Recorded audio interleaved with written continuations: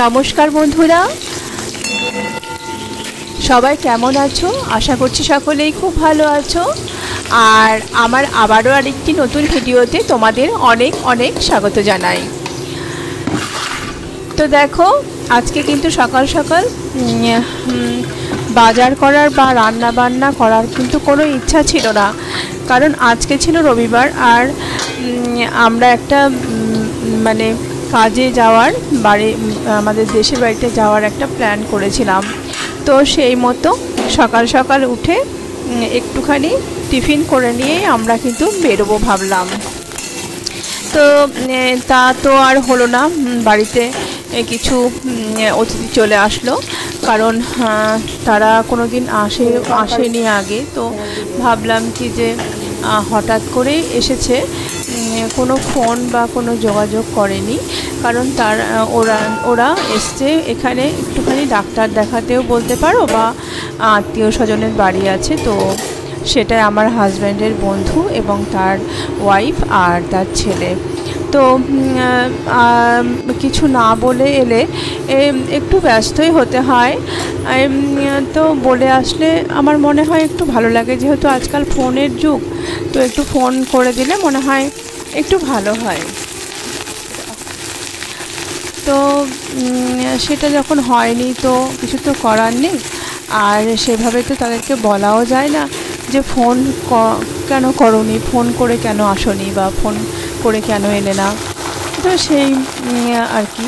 তো সে যাই হোক, মানুষ সব সময় বাড়িতে আসাটা আমরা ছোটোবেলা থেকে যেটা জেনে এসেছি, বাড়িতে মানুষজন আসলে পরে সেটা মানে আসা ভালো আর কি। অতিথি সব সময় নারায়ণের তুল্যই হয়।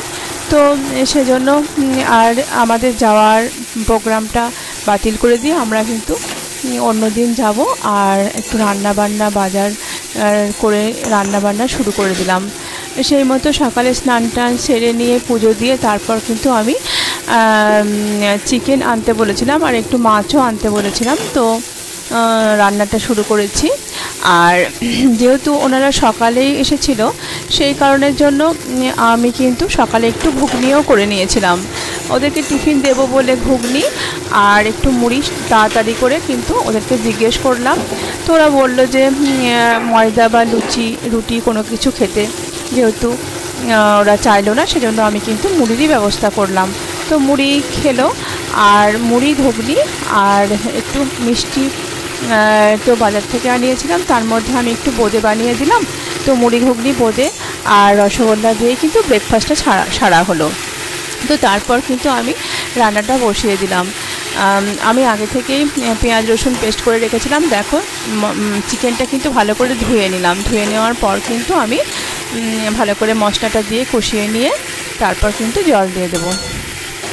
আর মাঝে মাঝে আমাদের বাড়িতে আশেপাশে আমার রিলেটিভরা আসে, দিদি বলো বা দেওর ননদ, কিন্তু হঠাৎ করে এইভাবে আসলে একটু সমস্যা হয়, সেরকম নয়, অল্প স্বল্প। তো অনেক দিন কেউ যেহেতু আসেনি, ভালোই লাগছিল মোটামুটি। তো আমার ছেলেও খুব খুশি হলো, আর মাও তাড়াতাড়ি করে রান্নাবান্নাগুলো একটু এগিয়ে দিল, মানে কাটা বাছা এগুলো করে দিল। তো আমিও চট করে রান্নাটা চাপিয়ে দিলাম। আর কালকে যেহেতু বাড়িতে আজকে থাকবো না ভেবেছিলাম, ওই জন্য সমস্ত ঘর মোছা বলো বা অন্যান্য কাজ বলো সমস্ত কিন্তু আমি কালকেই সেরে রেখেছিলাম। আর সকাল সকাল উঠে পুজোটা করে নিয়ে বেরোবো ভেবেছিলাম। তো সকাল সকাল উঠে স্নানটাও করে নিয়েছিলাম আর পুজোটাও করে নিয়েছিলাম।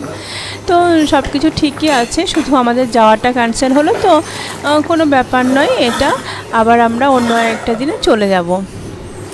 তো হচ্ছে আমি চিকেনটা বসিয়ে দিলাম, আর অল্প একটু মাছ ভেজে রাখবো, আর বাকি মাছটা রেখে দেবো কালকের জন্য। আর একটু পনির আছে, পনিরটাকেও কিন্তু কালকের জন্য রেখে দেবো। তাহলে আর বাজার ছুটতে হবে না, সকাল সকাল এইগুলো বের করে রান্নাটা করা যাবে। সকাল সকাল কিন্তু বাজার থেকে এনে রান্না করতে কিন্তু বেশ অনেকটাই সময় লেগে যায়। বাজারে চট করে জিনিসপত্র বসতেও চায় না, আর সকাল সকাল বাজার গেলে সেজন্য কোনো কাজে আসে না। তো দেখো এখানে আমি রান্না করেছিলাম একটা সব দিয়ে কুমড়ো ডাঁটা সব দিয়ে সবজি, তিতো বড়া, কলাইয়ের ডাল, আর হচ্ছে সকালকার ঘুগনি, আর চিকেনটা করে নিলাম, চাটনিটা করে নিলাম, আর ভাতটা তো রান্না করাই ছিল। তো কেমন লাগলো আজকের ব্লগটি? যদি ভালো লেগে থাকে লাইক ও সাবস্ক্রাইব করো। অসংখ্য ধন্যবাদ।